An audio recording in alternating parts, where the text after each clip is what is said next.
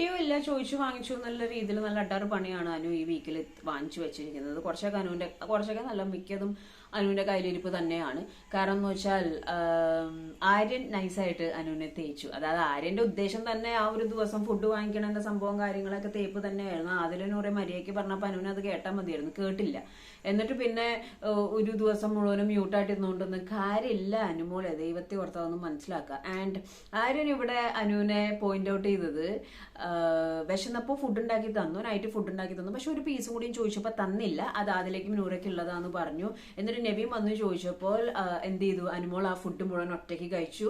അപ്പോൾ ഇറസ്പോൺസിബിൾ ആയിട്ട് തോന്നി, അല്ലെങ്കിൽ ഫുഡ് വേസ്റ്റ് ആക്കുന്ന പോലെ തോന്നി എന്നുള്ള കാര്യങ്ങൾ പറഞ്ഞിട്ടാണ് നോമിനേറ്റ് ചെയ്തിരിക്കുന്നത്. ഇതാണ് ശരിക്കും ഇരട്ടത്താപ്പ് എന്ന് പറയുന്നത്. ഇതാണ് വൃത്തികെട്ട ഗെയിം എന്ന് പറയുന്നത്. അതായത് ഒരു എത്തിക് ഇല്ലാത്ത, ജെന്യൂനിറ്റി ഇല്ലാത്ത ഒരു പോയിന്റ് ആണ് പറയുന്നത്.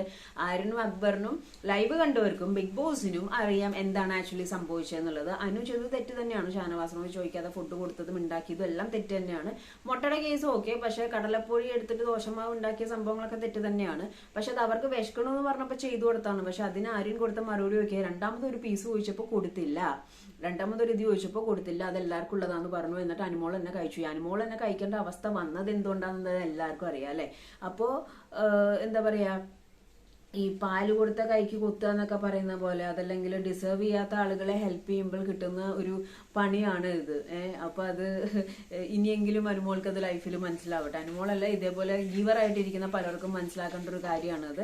ഈ ഒരു സ്റ്റേറ്റ്മെന്റ് പറഞ്ഞിട്ടാണ് നോമിനേറ്റ് ചെയ്തിരിക്കുന്നത്. അപ്പം അത്യാവശ്യം എത്രയൊക്കെ ഗെയിമാന്ന് പറഞ്ഞാൽ അവിടെ ഒരു ക്യാരക്ടർ റിവീലിംഗ് ഉണ്ട്, മനസ്സിലായി. ഈ ഒരു കാര്യം ആരും പറയുമ്പോൾ ആരും ചിന്തിച്ചില്ല എന്തുകൊണ്ടാണ് അനുമോൾ അതങ്ങനെ ചെയ്തതെന്നും.